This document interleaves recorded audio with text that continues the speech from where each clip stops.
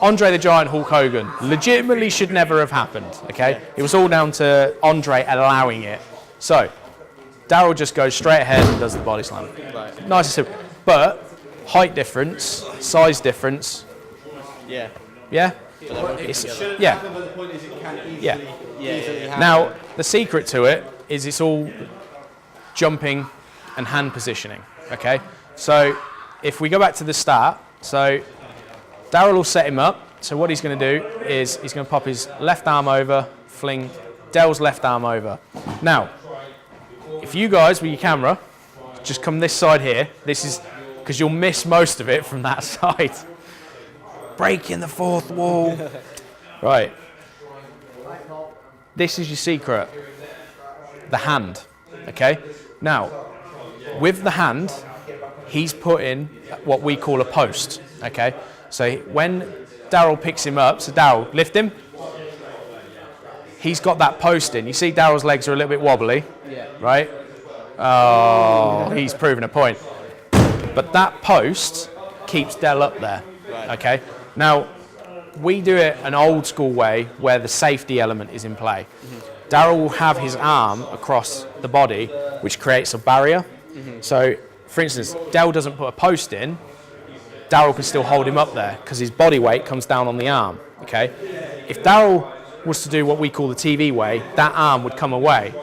The body is now just on its own, doing whatever. If Dell wasn't to have that post, Dell would come clean off, okay? Which, again, safety-wise, not all best, okay? So, Daryl, if you do the TV way, it will show the difference, okay? Yeah, post. So, Dell will post, Daryl will TV weigh it. So, he moves the arm to the back of the head. Okay. Safety-wise, he's got a cup at the back of the head anyway, so his head's never going to hit the floor. But if Dell hadn't have put that post in, could have gone a bit sour. Okay, he could have slid off. In all honesty, in a match, if I was say with you or Noah, someone I know I'm easily going to get up, I would pretty much do it that way. Just because I know I'm not going to drop him. If I was maybe with someone a bit bigger or was unsure how much they weighed, just for the sake of being safe. Because you don't want to hurt the guy. Yeah. You know, at the end of the day, you want to go down the pub and have a conversation and a drink with him. You know, it's there. You don't deliberately want to go out there and kill him. Yeah. Even though you want to make it look like you have. So, Daryl, we'll go again. We'll just show it. We'll go slow down. So, normal way, old school way. So, flings the arm across. He's then going to put his arm through his legs. And he's going to kind of cup his bum with his, or as high up his back as is possible. Daryl's squatted down as low as he can. Dell's followed him. So go, which allows to lift him easier. Okay, and slam. So if you watch his arm, he still has a cup. He still has his arm behind the back of his head. Not as much as the TV way, but it's still enough that his head is on his arm and it's not going to hit the mat. Okay? Yeah. So, come here. Your turn. Okay. Go through the movement first. So if I was to pick you up, okay, so I've got you there. Yeah? You're in there comfortable, right? Yeah. Left leg, your arm, right.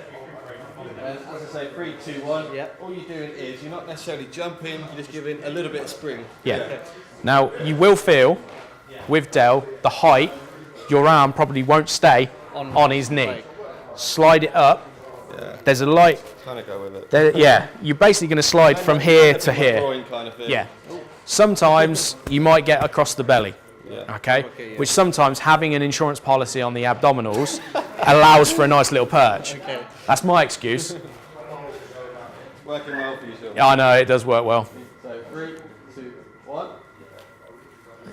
There you go. So you see how your arm's right down there. If you were to just come up a little bit higher on his leg, there you go. You notice you just pushed out. Push with all your might from that arm. There you go. See how are you? Look over to the door or to the camera. Yeah, you see? That allows the crowd to see it. Now, you've got TV, indie, and campsite. Okay. On a campsite, the crowd aren't really there to know what's going on. They're there to have fun. Yeah. So if you're in that position, you've been held up here, and you've extended like right up, and you're looking at the crowd, you can be like, no, put me down. Crowd will go, ha, yeah. They'll go, oh, you want to be put down? Okay. And he'll slam you. No, but you can play the pantomime of it all. Allows that to be there.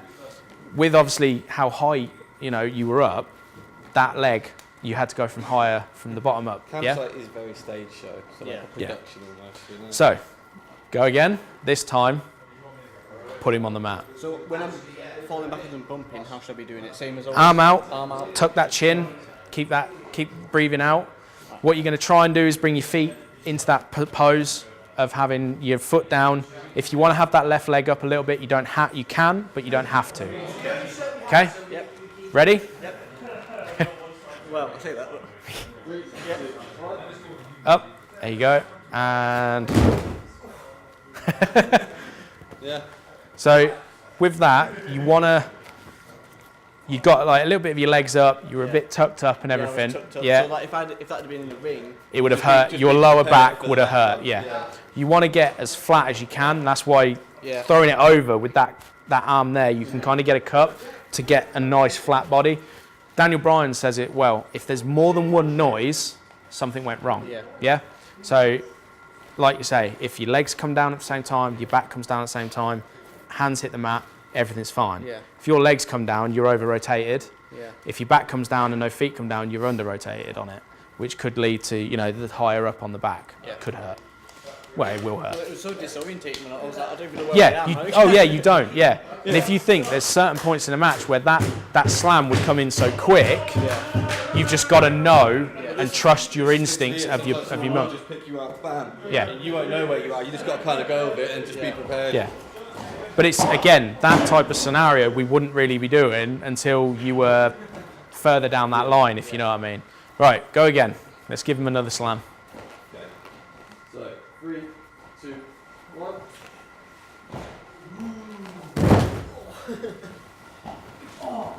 That was better, I thought. I felt like the body. Yeah, he was more straight out. Straighten your feet. Because there's a secret, there's a sneaky little secret with that. When you straighten your feet, you actually become slightly more easier to maneuver and hold. Because if you've got all your weight dangling or you're out of position, it just becomes a bit more rigid and awkward. I might tuck him under on the next, so he might find Give him a go. Yeah, try it. 3, 2, 1. So up, feet out, head up. There you go. And tuck your head. See, he said like keep your head like tucked up. I was still thinking about tucking my head. Yeah. I didn't think to look Yeah. up. And this is the thing. This is, for instance, AJ Styles Clash. Yeah. This is where everything we teach you now kind of goes out the window with that move. Yeah. Because you got to keep perfectly straight. No. Most people you would tuck because you're so used to tucking on a bump, right? That when you're up there, you'd be doing that looking up. Well, you're looking to the ceiling, but you're upside down like this. If you did that, you land on your forehead. So what you do is actually look to the floor. So as you come down, you're actually kind of, your vision goes that way and you end up looking at the wall and your head stays away from the floor, which is why James Ellsworth near enough had his neck broken. Yoshi. Old finish where he used to get him up on the back. The vertebraker. And you have to Cop killer. as much as possible and just hope that he was further over, I took that once. There's a few moves where what you get taught from basic kind of goes the opposite. It gets inverted slightly. Yeah. How did that feel? It was okay, actually. Like, Did you feel that one more on your lower spine than all up the back? Yeah. Because it looked like you came down that way and your upper body was slightly off. Yeah. And also I felt the back of my head raise the mat before I fell, which was a bit, afterwards I was like, oh my god. Yeah. If I had my head... But you've got a feet of distance yet before your head would have hit the floor. It's like minor kind of whiplash, but my neck's not used to it. Yeah. We'll see. If you can pick him up, we'll see how far you get with it. So, body slam, yeah. So swap around. So he'll stand this side. Right, okay, so what you're going to do is put that arm over his shoulder. So put your left arm over his shoulder, this side. Your arm. On my arm? Yep, your arm there. Okay, throw that arm over your left arm. There you go. So you get nice and tucked underneath. There you go.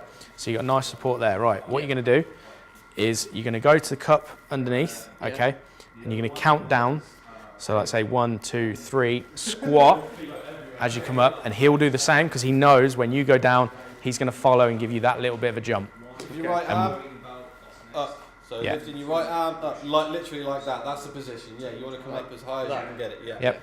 And then he'll have his arm on your leg ready to go for the post, but then We'll see. If you can get him to here, fine. If you can get him to here, we're cooking with gas. Right, okay. Okay? Good. So I go under like that. Yeah, don't be afraid to cup the bum cheek. So as far up as you can get is better. Yep. So And then get your legs nice and confident. Like Yep. that. And count him down. So 3, 2, 1, lift. Yep. 3, 2, 1. And slam him. When they're heavy, it's heavy. But it's, again, that's your first one. Yeah. You can see why beasting them in a warm-up at the start, putting that body strength in there. Yeah. Gym is momentum. as much a play in this business as it is. Yeah, Coming so from a then guy 3, that has a belly. 2, 1.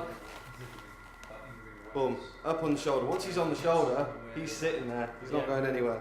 Yeah? You see how he lands? Yeah. He's got his arms out. He's got his feet roughly in the right way.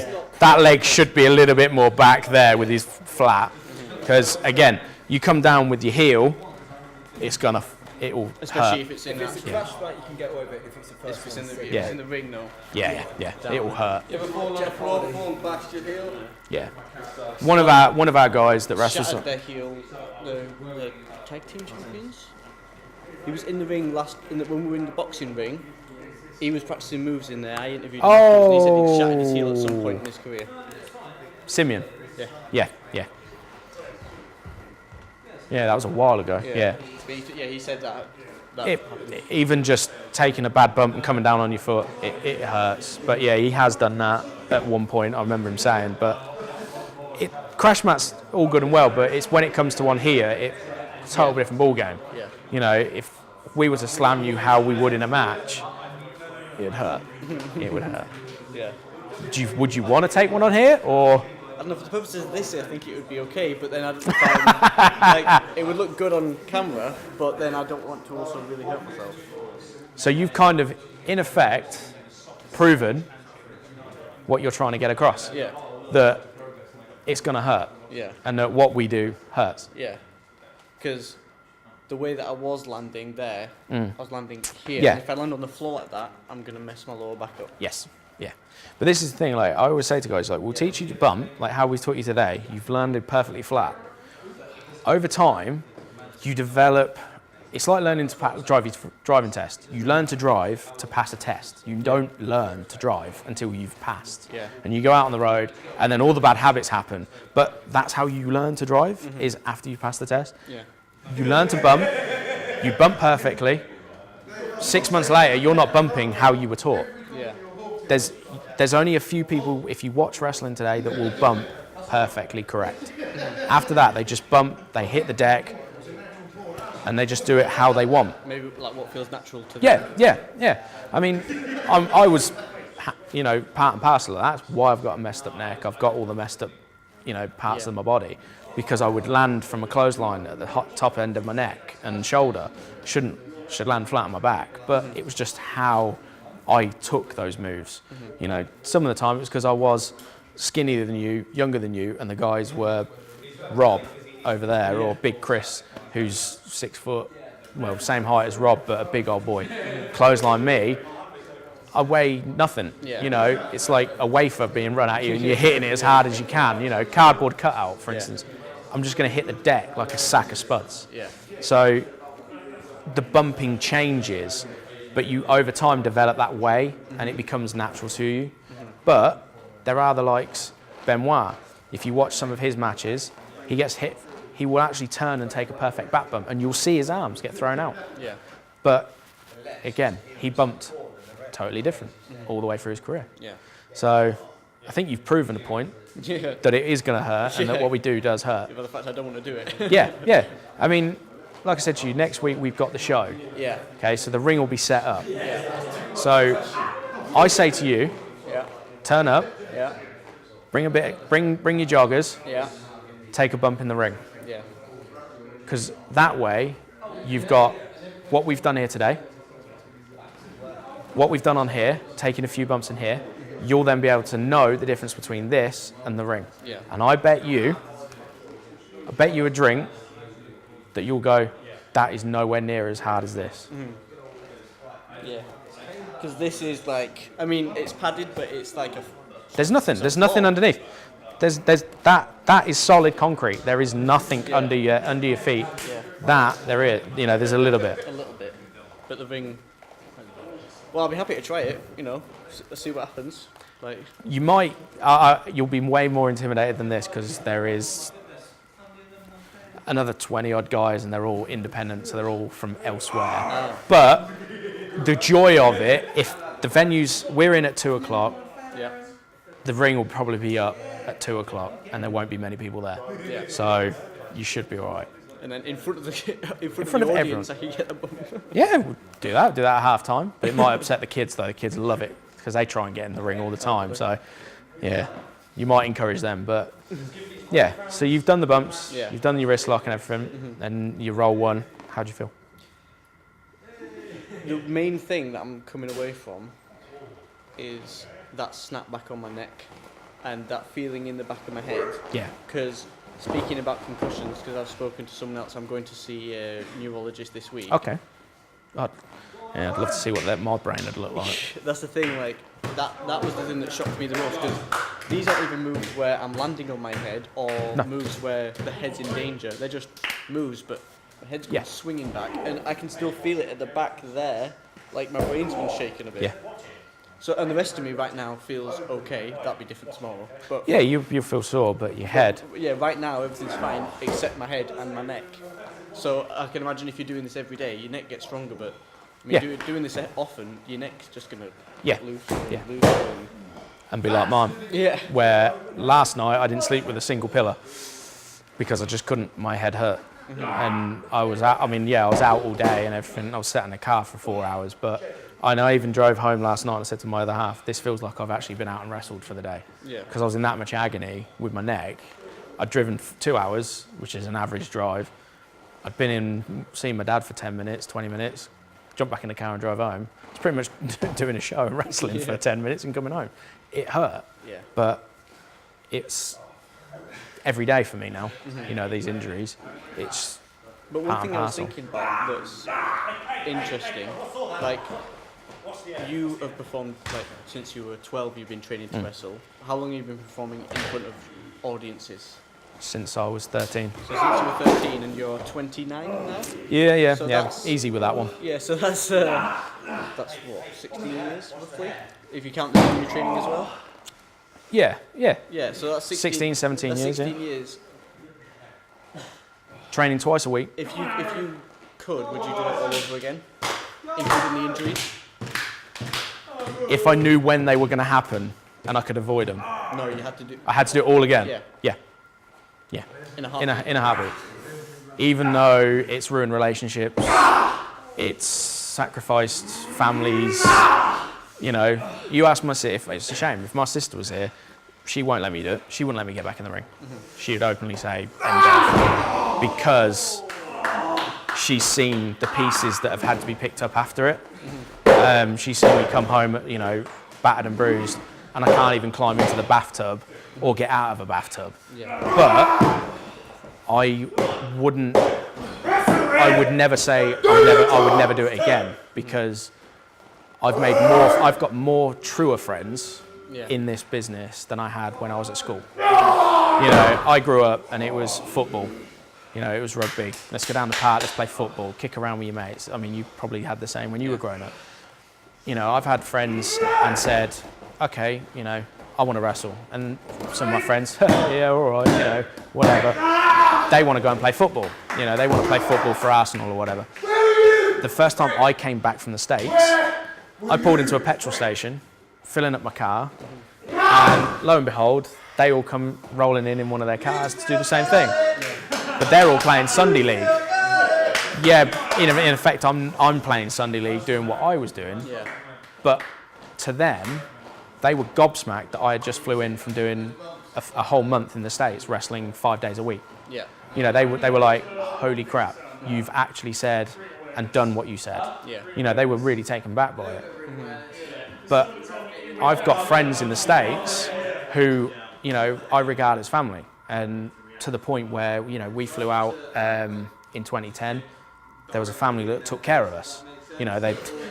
I'm a typical lad, I'll say. I can't operate a washing machine to save my life. And they did our washing for us. They took us in, they fed us, they kept us, safe while we were there. Yeah. And I always referred to her as my mum out there. She was my American mum. And she passed away in 2012. So when we went back, it was a hard thing to do because she wasn't there, but her husband was, her kids was, and we had a nice evening together where we just talked and it brought us all together. It was a huge shock, but I would never have had that if it wasn't for this business. I wouldn't have been able to, meet Daryl, who's a good friend of mine, the likes of Ross, my tattoo artist, for instance. There's people that I would never, have met, and that's a hard thing to think of when they've influenced my life so much. Because I think a lot of people look at what wrestlers do, especially ones that aren't the top stars, and Yeah. they think, why do they do this to themselves every week? Why do they hurt Yeah. themselves? And you're saying it's the people you meet make all Oh, those yeah. physical injuries worth it. Yeah. I mean, traveling, I'd say the last 10 years, well, let's say I've been out 3 years, so let's say the 10 years before that, traveling the road with Daryl, Bagheera, a couple of shows with Rob, we've always had that challenge with each other. We go out and try and one-up each other, things like that. But I always say the traveling to a show, the being backstage, is more fun than being in the ring because I know I'm going to get the shit out of me. But having that camaraderie is what makes it all better, And I've not seen a few people for years. As soon as they walk in the locker room, it's like I'd seen them last week. It's really good, a really good feeling. So, yeah, I'd never say I wouldn't do it again, even though I'm in a really bad way and I'm only 29. So, would you recommend other people, like say if you have a child, would you want them to go into the business? Because I've heard some people who are in it say, it'd be nice. It would be nice. You would like it then? Yeah, it would be nice if that was there because, I know what I've done. I know what I can advise and where to go wrong, not to go wrong, and things like that. But at the same time, I wouldn't let them do it until they were like 16, 17, purely because I was not developed enough as a human being to warrant taking the abuse that I've taken, which I think part and parcel is the reason why I'm in such a bad way, because I was doing it before my body was ready to take that kind of abuse, I would say. I've heard some people, AJ Styles, say that if he has kids, obviously, and he said, there's no way I'm ever going to let them because of the physical stuff it does to your body. I don't want them to grow up and have the same problems that I'm going to have when I'm in my 50s and 60s. I want them to have a longer life without any physical pain. Yeah, I mean, well, yeah, definitely. I wouldn't want that. Yeah.